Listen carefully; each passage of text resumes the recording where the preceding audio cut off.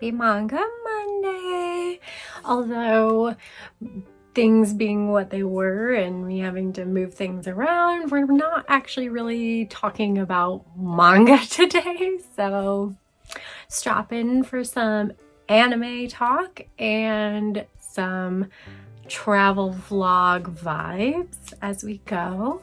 So yeah, I just really wanted to share with you all a little bit more of my vacation.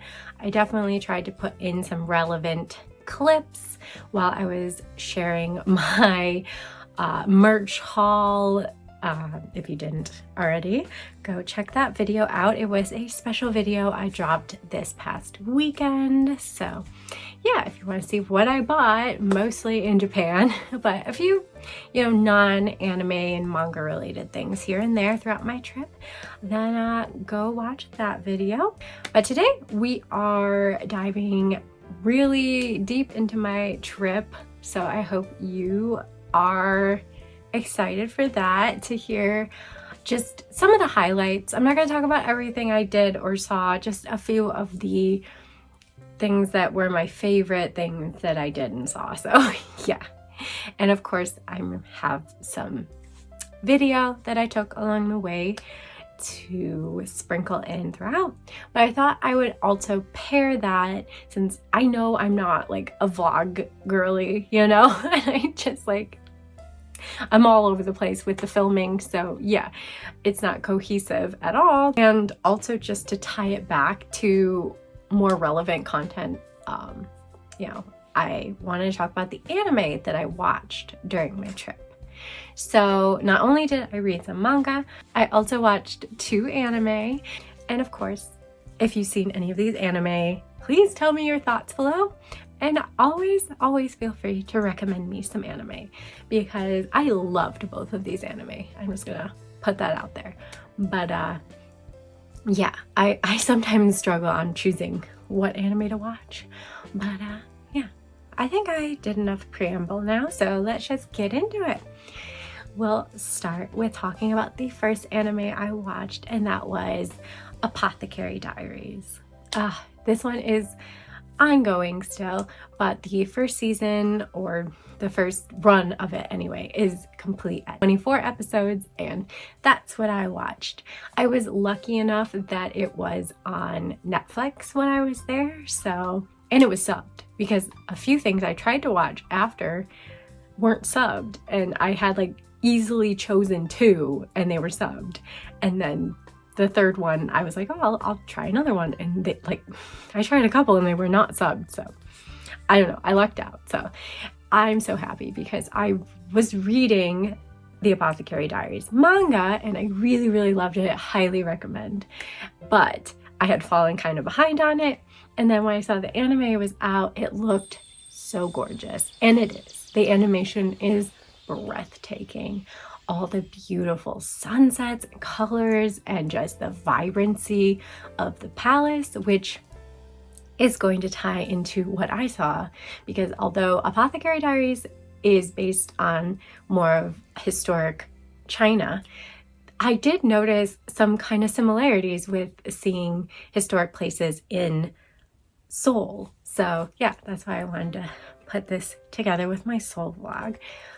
Let me know, but I think it's reminiscent. There's vibes, similar vibes, Anyway, so if you don't already know about Apothecary Diaries, here's just a quick little summary that I found online. So we are following Mao Mao, who is an apothecary's daughter and has been plucked from her peaceful life and sold to be a servant, essentially, in the imperial court. Now merely a maid, Mao Mao settles into her new mundane life and hides her extensive knowledge of medicine in order to avoid unwanted attention. Not long, though, after Mao Mao's arrival, the emperor's infant children inexplicably, that word is hard for me to say, sound like a broken record, inexplicably begin to experience grave symptoms, almost as if a curse has been cast. The curious Mao Mao easily solves the mystery. To remain out of the limelight, however, she attempts to leave an anonymous tip to help the mothers and, of course, their sick children. Unfortunately for her, the dashing and perceptive Jinshi sees through it and manages to single her out. And their meeting is the catalyst for the rest of the story. And yeah, I mean, she has a lot of different little jobs she kind of takes on in the Imperial Court and just goes where Jinshi kind of wants her to. And he's like pulling the strings and she's kind of like put off by him where everyone else is swooning over him. Of course, I love that dynamic. It's so cute and I'm rooting for them kids. They're adorable. And yeah, so this is just really good if you like historical fiction, because the world building, the setting, the clothing that they're wearing, everything's very much that historical fiction lens, and I think it's done so beautifully and it's so vibrant and adds to this world. And if you like mysteries, of course, and then that little bit of like, I wouldn't say full romance or anything at the moment. It is a one-sided interest in Mao Mao from Jinshi's side, but I absolutely love that. I love to see him squirming and trying to get her attention, and she's just kind of like literally. Yeah, and then of course a smart and capable female protagonist who is something I absolutely love in my anime. So yeah, if any of those things appeal to you, I definitely recommend checking Apothecary Diaries out. Either the anime or the manga, honestly, or both, because both are good. And yeah, so with that, we will talk about my favorite experiences of Seoul. And I want to like start off by why I paired this anime with this part of my trip. And that is one of my favorite places that I spent hours at, the Gyeongbokgung Palace. I know I probably butchered the pronunciation, but the palace in Seoul is breathtaking. It's so beautiful. Like I love ancient or old places. I just feel such a vibe and an atmosphere in them. And I love like wandering around. So this palace just gives you like a huge grounds to wander and look at the architecture. And like I was saying, if you see it, because I really feel like this architecture, the vibrant colors, just very similar to the world that Mao Mao is part of in this ancient China that Apothecaries is based off of. So yeah, I just got such a similar vibe. So watching the anime just like made me like love it even more, because I had that connection visually of an experience that I got to have while in Seoul. And yeah, I really recommend this palace. I went really early, right when it opened, so it wasn't super crowded, and there was a lot of people in the traditional hanbok wandering around and just like adding to the beauty of this place and the atmosphere, because it's very traditional wardrobe that went with the ancient palace. So I loved it. I loved seeing it, and I spent like 3 hours there.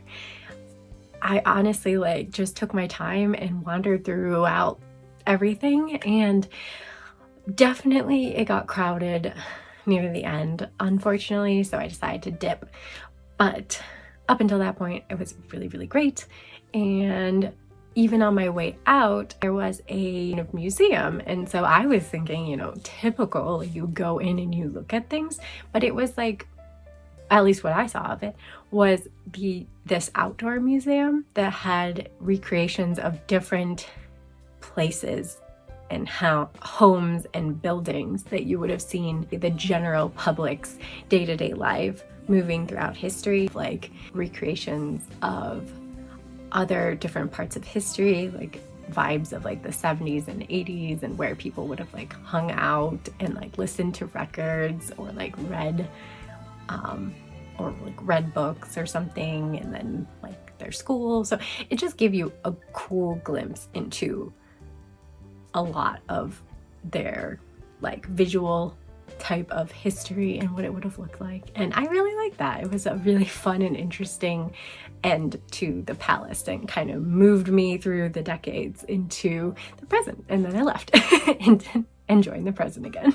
So yeah, I went to the Bukchon Hanak village, and this is again, very traditional houses that are in a neighborhood that people still live in. So like there's signs everywhere telling you to shh, be quiet. This is like a neighborhood of people living here.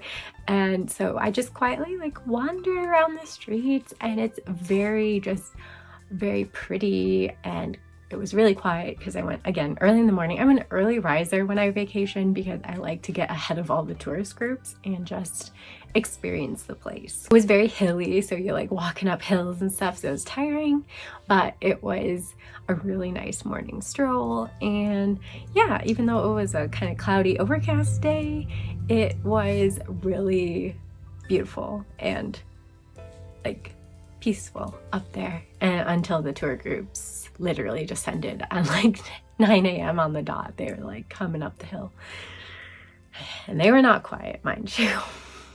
Disrespectful.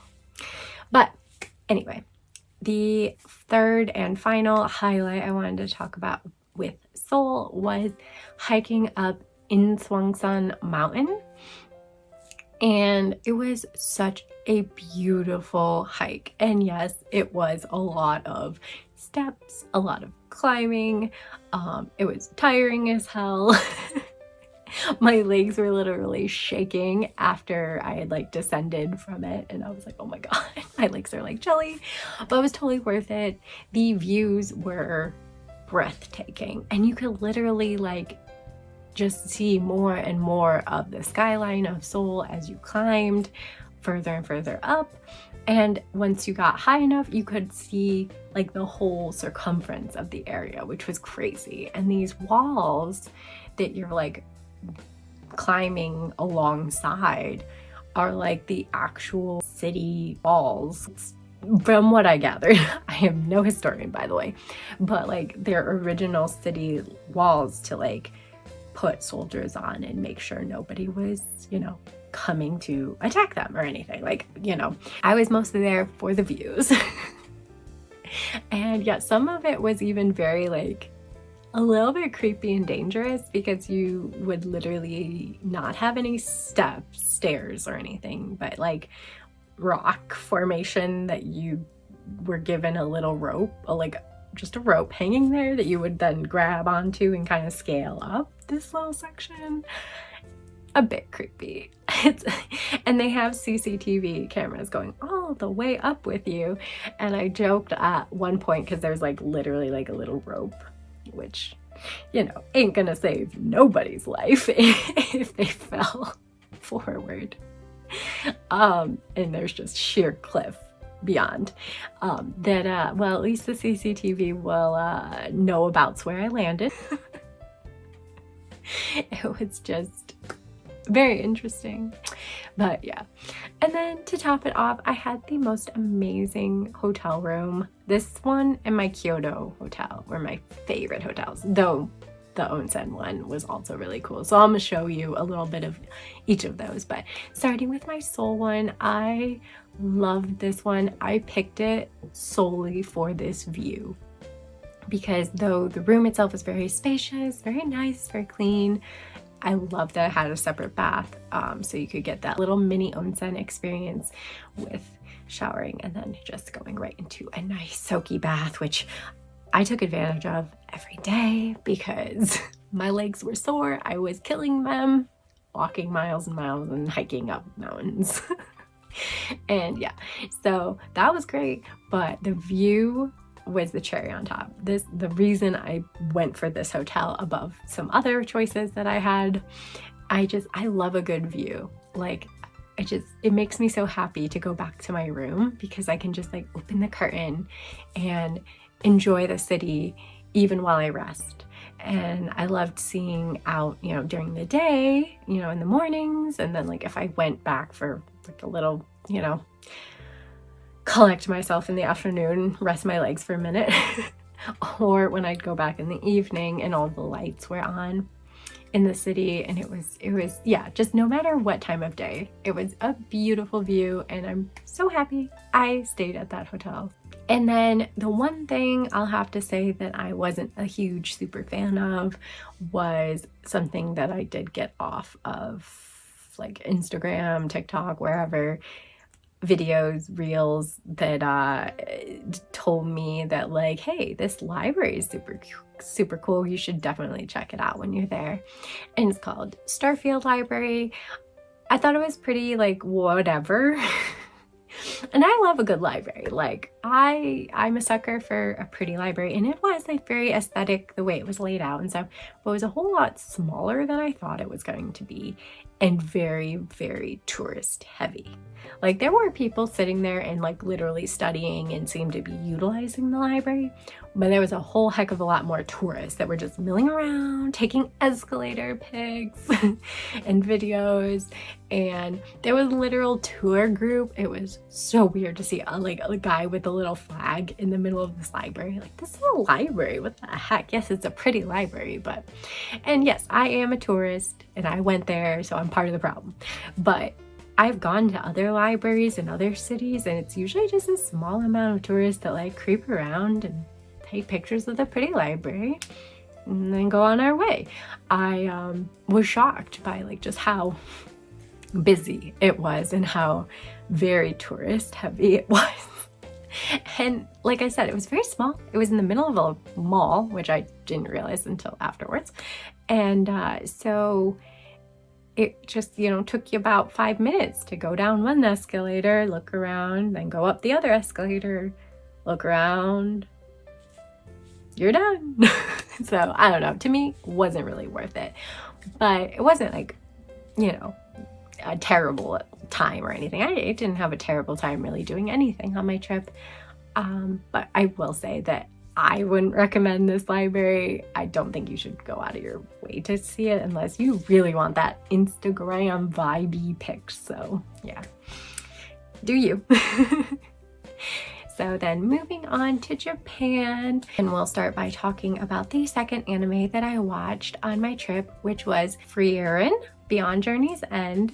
And this was also like, it's also ongoing. This chunk of episodes was complete at 28 episodes, and it was really good. So I'd been wanting to read more of the manga. I read the first volume after my friend bought it for me, and it was really, really good. Like, it got me emotional in the first volume. Like, I was not expecting that. And the anime is no different. It made me emotional so many different times. Like, I cried too many times over this damn anime. Oh my gosh. But I just like, I kept going to my manga store expecting to buy it one of the times, and every time I'd look, they'd be missing the next volumes I needed. And so I just haven't ordered it online, and it's a whole thing. But anyway, so I saw the anime and I was like, hey, why don't I just watch it and see like if I continue to enjoy it? And I do, I really do. I think like the cast of characters is great. I halfway through thought I was gonna get kind of annoyed because they weren't really doing a tournament arc, but it was still like a test with a whole bunch of new characters, and I'm like, this is gonna be boring. I'm not gonna love this. And like, granted, in the very like first bit of it, I wasn't really feeling it, but I quickly warmed up to the new additions of characters, even though there were a lot of them. Most of them I found really interesting, and I'm like, oh my gosh, I would like to see more of you all. Like, how is that possible? Like, I don't usually like that, but it worked for me. Will it continue to work for me? Who knows? But as of now, as of these 28 episodes that I watched, I super duper loved Frieren and recommend it as well. And yeah, so let me just do the basic summary for you if you haven't heard about this one at all. This story takes place after the party of heroes defeated the Demon King. They've restored peace to the land and returned to lives of solitude. Generations pass, and the elven maid Frieren comes face to face with humanity's mortality. She takes on a new apprentice and promises to fulfill old friends' dying wishes. Can an elven mind make peace with the nature of life and death? Frieren embarks on her quest to find out. So yeah, I liked how it took place after the whole heroic journey and, you know, crazy big boss battle, and it just takes place when they're being celebrated as heroes, this original heroes party, and that you can see throughout the anime like snippets of her memories of her time with them interspliced with her current time traveling with a new, you know, small group of individuals. And I like all of them. I like the past ones, I like the present ones, like, and it just hurts my heart, her and Himmel. Like, I feel so bad for him. Like, he was friend zoned so hard. Like, that's how I feel. But like, I don't know, obviously, like how he felt. But it just, it hurts me. But I think they're so cute, and yet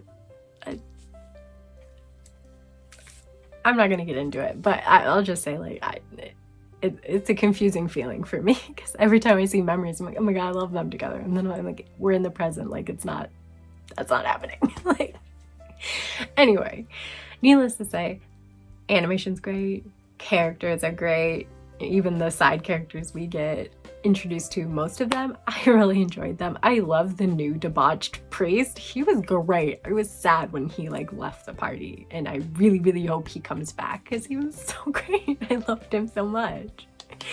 And yeah, I find them all fun. I really like Frieren.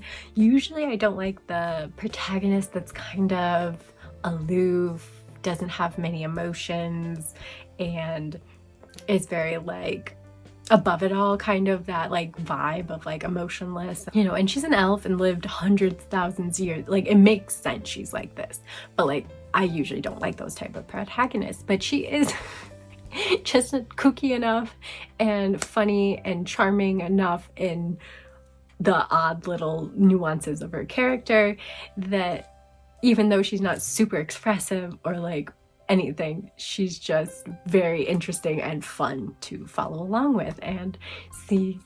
I just love when she gets stuck in the trunks. My god, that's like such a great character flaw for her. I love it so much.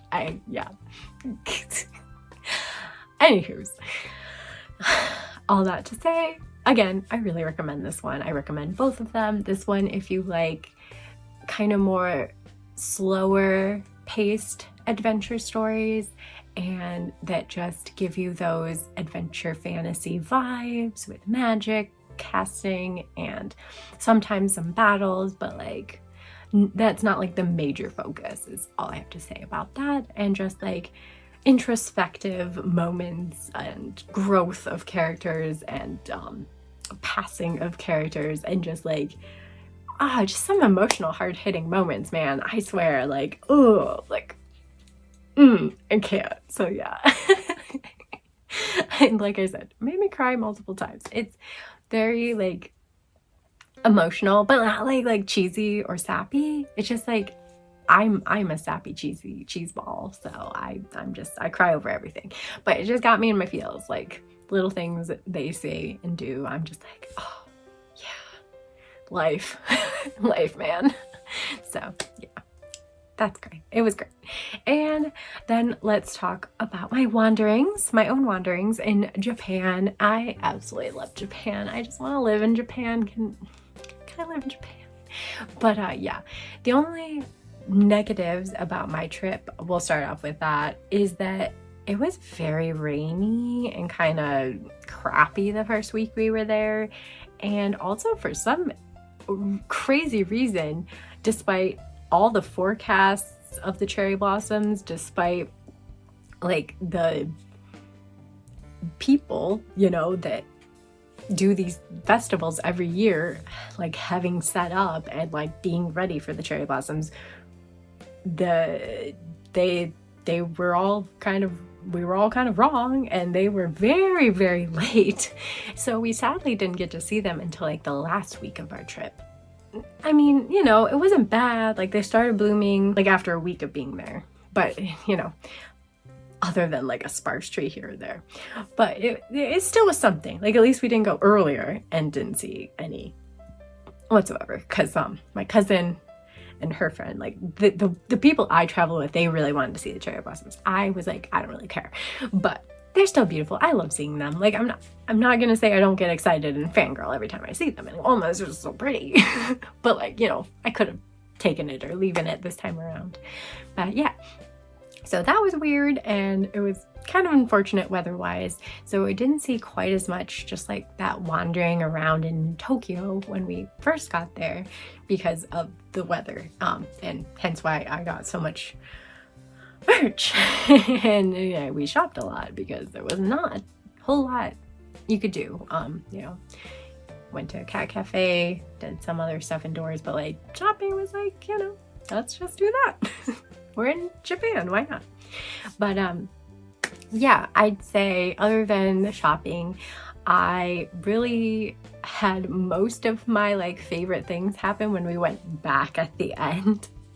So we stayed again like at the end of our trip for like 2 days in Tokyo, and we got to we got to see the cherry blossoms in Tokyo, though for the majority we saw them when we weren't in Tokyo, since they didn't bloom before we left the first time. So that was nice. And my favorite things were probably like walking around in the evenings. All the city lights and stuff are so beautiful. Our first day back, we got back later in the afternoon, and we went out and we walked towards the Tokyo Sky Tree. It was cloudy, but you know, there was still a bit of a sun, like it was partially cloudy more, and so we got a really pretty sunset. And then of course we got to see the tower all lit up, and it's so pretty. Like I never managed to walk all the way to the tower last time because I was like, oh, it's right there, and then I just started walking and it was just like, it is not right there, and I ended up turning around. So although I did see it from a distance, I didn't get up as close as I did this time, so that was really cool. And I of course really wanted to go back to Odaiba because I loved Odaiba. However, it just like didn't really work out, and the most I did was go down to the bay and see the Rainbow Bridge and see Odaiba at night with all the lights, and it was just really, really nice, and I love that view. You know, so you saw like the water and all the lights, which is so pretty. And then I saw the Tokyo Tower all lit up, and I walked towards it, but I didn't walk all the way to it, but I did walk towards it, and it was, you know, it's just really pretty as well. I don't know, I love Tokyo in the day, but Tokyo in the night just hits different for some reason. So yeah, there was that. But I think, like, though I love Tokyo, don't get me wrong, I have just a little bit more love for Kyoto. And when we went to Kyoto, I stayed this time closer to the Kamo River, which is like the river that pretty much runs straight through Kyoto City. And I just really, really enjoyed, because I was so close, like just walking over and walking along the river, and it wasn't too crowded, especially earlier in the day. And like you'd see all these like cranes and herons and ducks and just like all the wildlife around the river and the mountains off to the distance, and the just like hear the water running by. And yeah, it's just such a nice area. I super recommend that area if you don't like super busy stuff.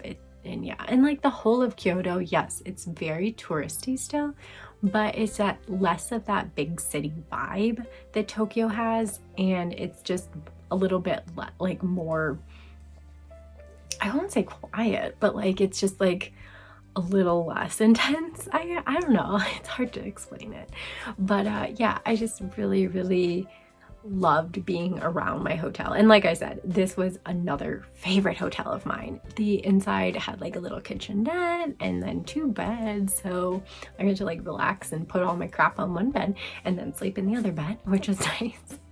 But the highlight, the absolute highlight of this room was the bath. It had like a nice like enclosed bath with like a fancy little thing that like you could warm up the inside of the bath and make it kind of like a little bit of a sauna. And then the like wood of it was just like so smooth, and it like would smell like that like earthy wood smell when you walk in, and oh, it was the most relaxing bath, I swear. Like, I love me an onsen, but this like being in private and having like a little, it's like a small vibe of an onsen in your own hotel room in private, the best of the best. I could rave forever about this bath, but the freaking bath was amazing, and I loved the hotel. It was so cute. Just the vibe of the entire place was so cute, and yeah, I would definitely stay there again. A little pricey, but it was great. And like I said, right by the river, which was like my favorite thing to walk around, just taking the beauty. And especially like once it got to April and sakura trees were finally blooming, it was even more beautiful because the sakura along the river was just, oh, so stunning. So yeah, multiple reasons I adored that walk. I walked it many times. Pretty much every day I was in Kyoto. But yeah, the other things is we did like a day trip to Nara, which I hadn't managed to do in my last trip to Japan. So I got to see Nara, and though it was a bit too crowded in the like touristy areas, obviously, for my liking, I really did find the whole experience of feeding the deer fun and interesting. They get a little bit aggressive, like some of them, when they really want the food, the crackers, they're like, give me more, and they'll like headbutt you, or they'll like nip at your clothes. I did not know that beforehand. But yeah, it was overall really nice and cool, and I'm glad I got to go to Nara this time. I would probably go back to Nara. I thought it was an interesting city with like a lot more to see than just like the deer park part of it. But yeah, and then we also stopped in Uji, which I had just briefly saw somewhere and been like, oh, this looks like such a cute little pretty town. It has a nice river going through. I love cities with like water for some reason. So peaceful. It adds like this very like nice atmosphere, I feel like, to a city, and I usually tend to like them more. But yeah, we didn't sadly get to Uji early enough. Is what happens when you chat with other people, to see their like big temple, because it was closed for the day. But we did get to like wander around by the river, and it was just such a pretty walk as the like sun was setting and stuff. And it was, yeah, again, a nice river walk.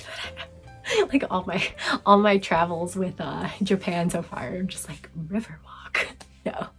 But yeah, it was great. And then we also went to Nijo Castle in Kyoto, and though it was a cool castle, the Gyeongbokgung Palace in Seoul, 1,000 billion times better in my opinion, like just visually, just experience wise. But I will say, in the Nijojo Castle, there was this really cute little off thing that was like a little cafe kind of, but it was a traditional cafe. So like it had the very traditional vibe. If you've ever watched like anything that is like historical fiction or like has like an old timey or like small towny vibe to it, it has those like kind of tea shops and like tea with traditional sweets and stuff shops where they have those like benches with the red covers on them, and like you sit on them and you drink your tea and or you eat your sweets and stuff. Like when we were doing it, I was picturing flashes of those scenes of like especially characters eating like dango sitting on them and stuff. But yeah, this was like a really cute little tea house shop that served sweets, and like you could only go over there if you were gonna order something. So we went there, and I got a like sakura themed ice cream and sweets bowl. I forget what it's called. I should have taken a picture of what it's called, but it had sakura flavored ice cream, which I absolutely love. This, it's so good. And it had, of course, red bean paste, which I don't usually love, but it wasn't super overpowering in this dish and actually went well with everything. It had some kind of matcha jelly type mochi kind of type thing in it and tiny stick of dango and a little like jelly type flower, sakura flower, and yeah, it was just the cutest little bowl, and it also tasted really, really good. And we had some tea with it. You just looked at the beautiful like view, brook kind of stream in front of you, and the like gardens. And yeah, we came at the perfect time. There was 2 people on either side of us when we got there, but they quickly left within like before we even got our food out. So like it was great. We got like the whole seat bench thing to ourselves, and we just got to enjoy the ambiance and like historical kind of vibe at this old fashioned tea shop type of place inside the castle. So that was really cool, and that was like a really fun experience. So definitely glad we went for that. And we got to walk inside the castle, which isn't really something you got to do in Seoul's palace. However, you couldn't take pictures, so can't really show you any video of that, but it was really neat. Very crowded, so you're kind of like walking with a whole herd of people, but the tatami mats and all the beautiful like art on all the walls of each room. There were so many rooms. They were all really cool to look at. So yeah, I mean, not mad at all that I went. Like, that was a cool place. I'll just finish my travels off with the last place we went, which was Kinosaki Onsen town. And this is, if you don't know about onsens, a town full of onsens, which are like hot springs or public baths with nice hot water that you can go and bathe in. And this town just happens to be tattoo friendly. So it's super great. It was just like really nice to like get the genuine onsen experience. We were only there for like 1 full day and 2 nights. So, just a little bit of relaxation near the end of our travels. But I would have loved to stay longer because the town itself was so cute. I couldn't probably afford to stay longer because the onsen hotel I stayed in was quite pricey. But they gave you a voucher for all the other public onsens that you could go in for free.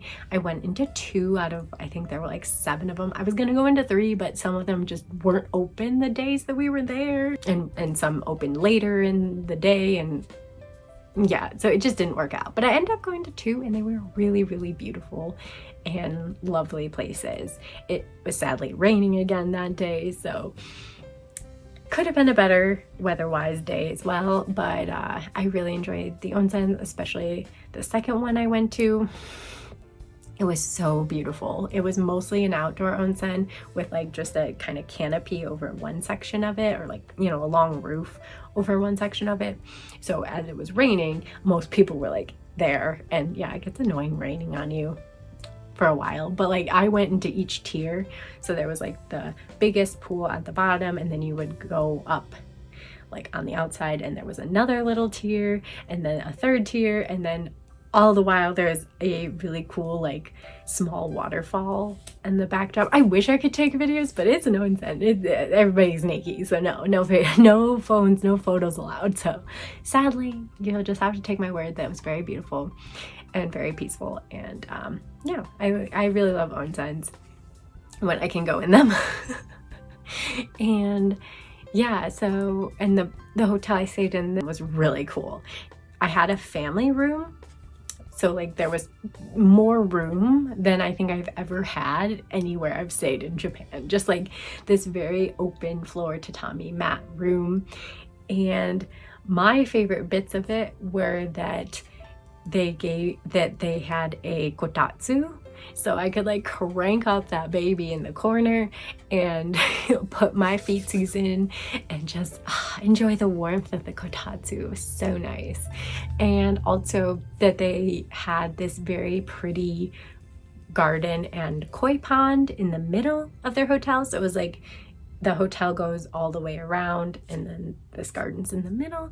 And so when I was in my room and I sat by the window, I could look out on it and see the koi and the pretty just ambiance of it all. And yeah, so that was really lovely. I love that.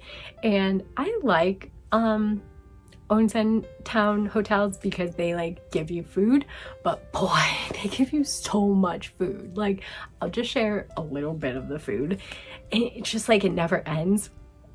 And it's hard for me to eat that much food, but I don't want to be disrespectful and leave too much food. So, yeah. But a lot of the food was really good. I'd say the one I stayed in Hakone last time had better food. However, I do not have the fancy refined palate of one that loves seafood, like crab, which is what I got the first night. And some other stuff that they gave me. I tried it all, but I didn't love it all. And yeah, but the breakfast was really, really good both days. And the second night, when they asked if I wanted crab or something else, and I picked meat on a barbecue, which was fun to like grill my own meat, a little bit of that experience. That was really cool too. And that meal was a lot tastier, in my opinion. So overall, it was really nice. And I loved this place. When you went to dinner, they laid out your bed for you, which is just such a crazy experience. It was so interesting. So like you come back and it's like all set up for nighttime, and then you go to breakfast and they put it away for you. And so it's all set up for the day.